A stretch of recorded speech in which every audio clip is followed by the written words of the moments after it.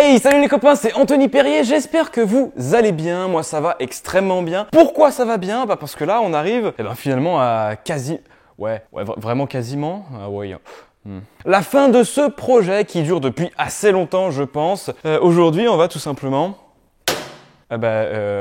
commencer le changement de teinte, voilà.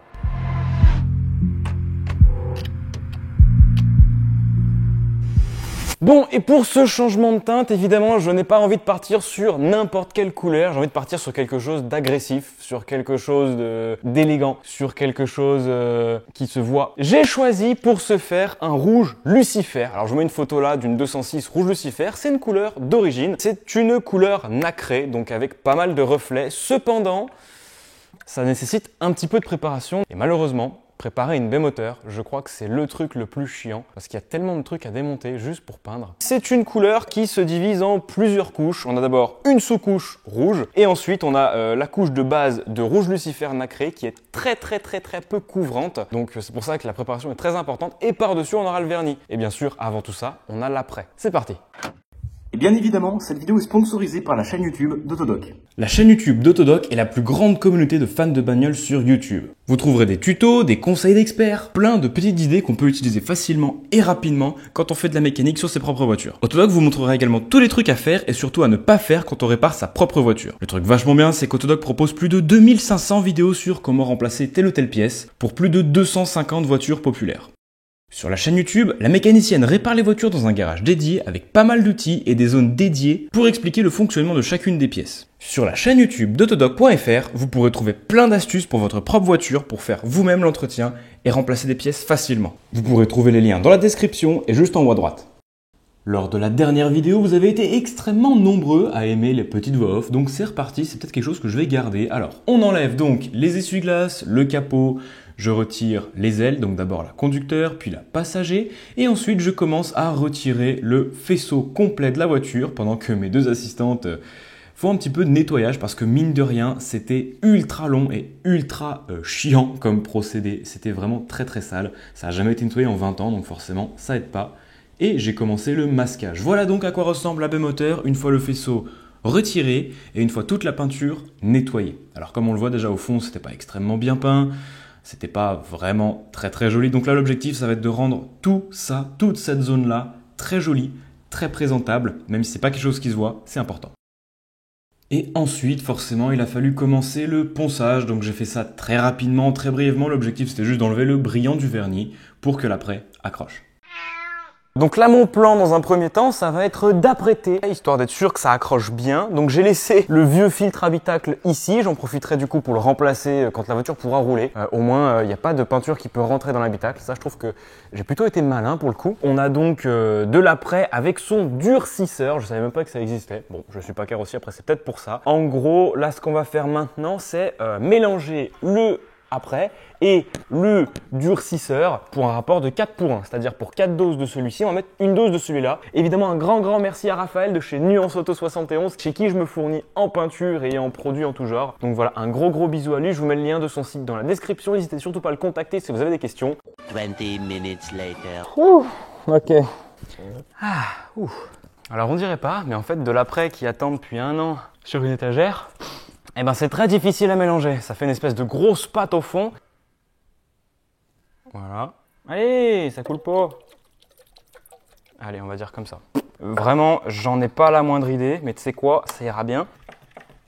J'ai vraiment aucune idée si les dosages sont bons. Putain, c'est un calvaire. Du coup, sur mon petit pistolet, j'ai changé la buse et j'ai mis une buse plus grosse, 1,7. Bon, c'est parti, on a l'après.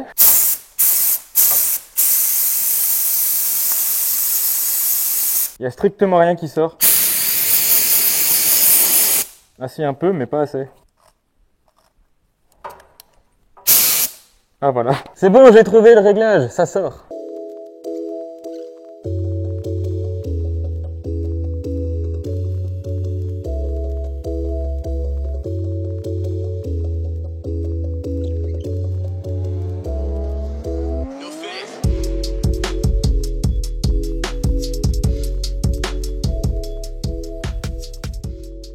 Bon, je sais pas si j'ai raté des endroits ou pas. mais ça m'a l'air pas si mal. Bah, ça fait propre, hein. Waouh. Alors comme je vous le disais, je pense que les réglages du pistolet sont pas géniaux parce que j'ai l'impression que ça fait un peu un crépi sur la bagnole. S'en est donc ensuite suivi une très longue session de ponçage finalement pour venir à bout de toutes les aspérités de l'après. J'ai fait ça avec un grain 320, ce qui est assez énorme, mais j'estime que pour l'après ça suffisait, de toute façon pas besoin que ce soit parfait. Donc qu'est-ce qu'on aimerait faire? Eh ben on va appliquer la première couche de base rouge. Et là je commence à être assez excité. Venez avec moi, je vais vous montrer à quoi elle ressemble. Hop, la voilà. Touc touc touc. Sous-couche U107 Red pour Peugeot EKC. Peugeot EKC que j'ai juste ici. EKC rouge Lucifer nacré. Yes. Et en fait on dit que c'est une teinte nacrée parce qu'on a une base de rouge, puis une autre base, plus de paillettes cette fois-ci pour rajouter d'autres reflets. Je pense que ça va vraiment être très très joli quand ça va être terminé. Je suis vraiment impatient de voir la teinte de cette sous-couche. Ça arrive bientôt. Ça arrive bientôt, bientôt. Oh là là. Attention, voilà ma sous-couche. Waouh, putain, c'est un bordeaux, j'adore ça, ça va être magnifique. Bon alors pour l'instant, j'avoue, ça ressemble à rien. Ok, donc on peut voir que là, c'est une teinte opaque, d'après ce que je vois, je crois. On est parti pour la sous-couche, alors je vais commencer par là-bas et je vais revenir petit à petit sans faire cet endroit-là, je le ferai en dernier puisque je vais être susceptible de l'enjamber. Oh putain, du rouge. Ouah.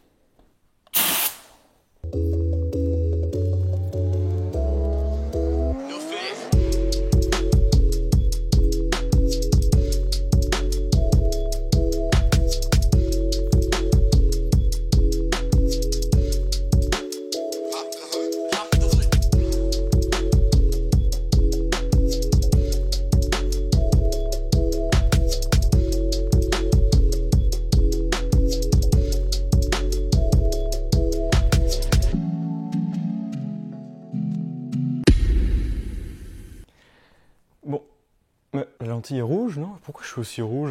Tout est devenu rouge. Il doit y avoir de la peinture là-dessus. Bon, ça y est les copains, j'ai passé ma deuxième couche de sous-couche en décalant le faisceau. Je suis super content de la teinte. C'est un bordeaux magnifique. Maintenant, il est sec au toucher, ce qui veut dire qu'on va donc passer à la deuxième sous-couche.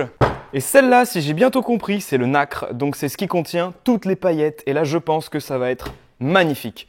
Donc, eh ben c'est parti, on va remplir le pistolet avec ce nacre et ensuite on va l'appliquer à la voiture. Je suis tellement impatient de voir ce nacre. Oui, oui, oui. Ah oui, ça y est, c'est ouvert. Oh, oh, on dirait un rouge candy, ce truc de ouf. Faut que je vous montre ça. Pouah. Alors je sais pas si vous voyez bien la caméra, il y a masse de paillettes. Alors c'est parti, on remplit le pistolet et let's go. Juste let's go, je suis tellement impatient. On est parti, on va commencer par là comme tout à l'heure et on va partir par là-bas. Let's go. Oh.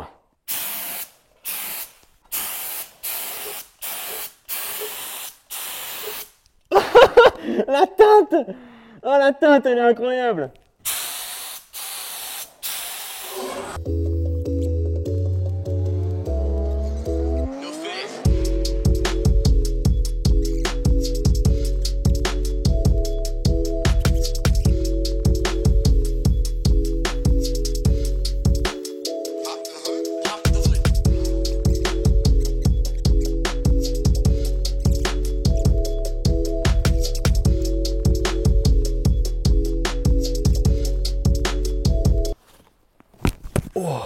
La teinte, elle est incroyable. Alors, je sais pas si vous allez voir là où c'est bien mouillé, là, par exemple. Mais il y a chair de la paillette, c'est trop beau. Hop, il y a chair de la coulure aussi. Bon, bah voilà. La base va sécher, donc elle va devenir toute mate. Ensuite, je vais sûrement mettre un petit coup. Ben, déjà, je vais retourner le faisceau ici. Donc, voilà, il va falloir ici mettre de la paillette un peu partout là et à l'intérieur là. Et puis, demain, vernis. Je suis grave content. Ça va, Maël? Ça va super après 2 heures de route. Ça pue, hein. C'est dégueulasse. Ah, c'est affreux. Même avec le masque, c'est horrible. La peinture, elle pue super fort. Mais waouh, qu'est-ce que c'est chouette. Oh, c'est dégueulasse par contre, la différence rouge et gris Iceland, t'as vu, c'est dégueulasse. C'est bon, on dirait qu'elle sort de la casse. Grave. The next morning. Ok les copains, rebonjour tout le monde, 3e jour de la peinture, c'est pour ça que la vidéo n'est pas sortie vendredi. Aujourd'hui, on va s'occuper de vernir cette peinture qu'on a faite. Alors Maël est derrière la caméra aujourd'hui. On a improvisé une petite cabine parce que autant la peinture c'est pas grave, c'est de la poussière, c'est volatile, bon ça se nettoie facilement. Autant le vernis quand ça vole, ça colle de partout et c'est très chiant à nettoyer.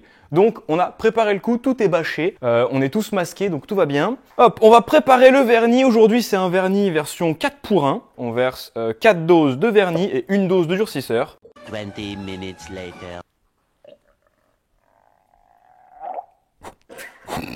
Bon, bah voilà, c'est le début de la fin. Mais d'un autre côté, c'est un peu la dernière étape, quoi. Donc c'est là que vraiment tout va devenir très beau ou très moche en fonction.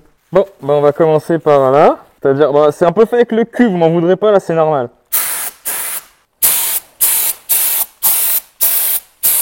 Là c'est normal, c'est fait avec le cul, d'accord, vous inquiétez pas.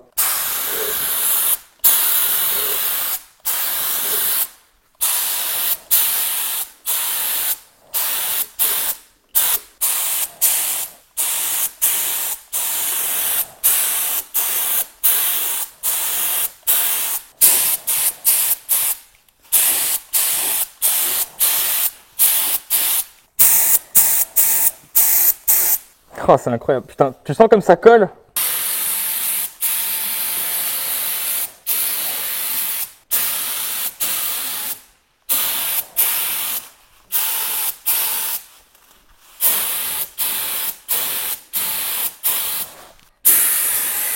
Ah, c'est affreux! Ah, le vernis. En fait, comme je le disais, c'est soit l'étape où tout se passe bien et tout devient magnifique, soit tout devient moche. Le vernis, pour moi, c'est ultra difficile à appliquer. Parce qu'en fait ça vole, ça colle à la peau, ça colle au tissu, ça colle à absolument tout ce qu'il y a dans la pièce. Mais par contre, waouh, j'étais vraiment content.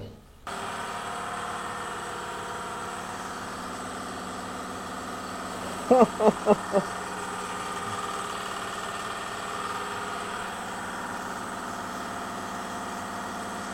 allez, nous on se casse, il y a trop de poussière, trop de vapeur.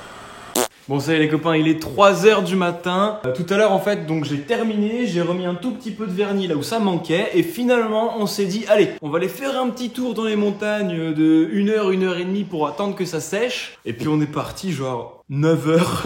Il est 3h du matin, on est allé voir la mer, on est revenu. Et du coup résultat, je peux poser la main dessus. C'est sec et regardez ça un petit peu comme ça brille, mais c'est un truc de fou furieux. En vrai. Donc ça y est, il est donc maintenant l'heure de démasquer un petit peu tout ça. Il y a peut-être eu quelques petits ratés. Peut-être que le faisceau, à un moment donné, j'ai oublié de le masquer. Allez, c'est parti, on va démasquer ça. Mais regarde, t'as vu même le papier, tu vois, que j'ai mis pour entourer le faisceau. Il est verni, c'est magnifique, il brille sa mère, tu sais. Donc, mais regarde les tourelles, là, comme ça brille, putain.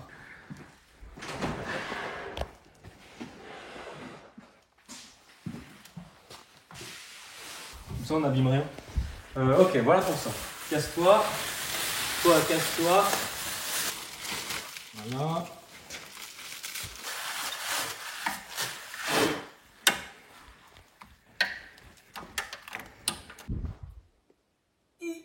Ouais! Bon, je suis très fatigué. Quand je faisais caca, là, il était 3h33. Est-ce que c'est pas méga stylé, franchement, les copains? Ça défonce. Alors bon... Ok, il y a des défauts, certes, mais je crois qu'on s'en fout parce que le principal, c'est que ça m'a coûté, je pense, même pas une centaine d'euros quand on met tout bout à bout. Si on regarde là, c'est ultra tendu parce qu'en fait, en vrai, les seules pièces qu'on va vraiment voir quand le capot va être ouvert, ça va être ça, ça, ça et ça. Et finalement, bah, les pièces qui sont vraiment importantes sont vraiment jolies. Maël, qu'est-ce que t'en penses? C'est beau. Et les petits ratés dont je parlais, bah, c'est les endroits où ça manque un petit peu de vernis. Par exemple, là-bas au fond, forcément, vu que c'était ultra inaccessible. Ça que j'ai oublié de masquer à un moment, du coup c'est rouge. Le faisceau ici que j'ai oublié de masquer à un moment, du coup c'est rouge. Bon, après c'est pas super grave, d'autant plus que j'ai du diluant. Donc je pense que je prendrai 5 ou 10 minutes demain et je mettrai un petit coup de chiffon dessus pour que ce soit propre. Je trouve que c'est une teinte incroyable. Et un détail que j'adore, c'est le crochet de remorquage, mec. Regarde comment il brille sa race. C'est magnifique, non? Mais bon, voilà, quoi qu'il en soit, les copains, ça m'a vraiment beaucoup plu. de faire cette peinture-là.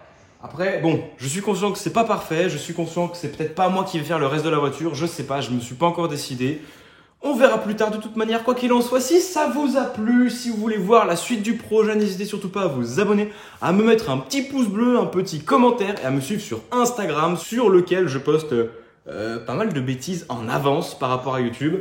Et de toute façon, vous l'avez compris, la prochaine vidéo, on remet le moteur là-dedans. Bon les copains, des gros bisous.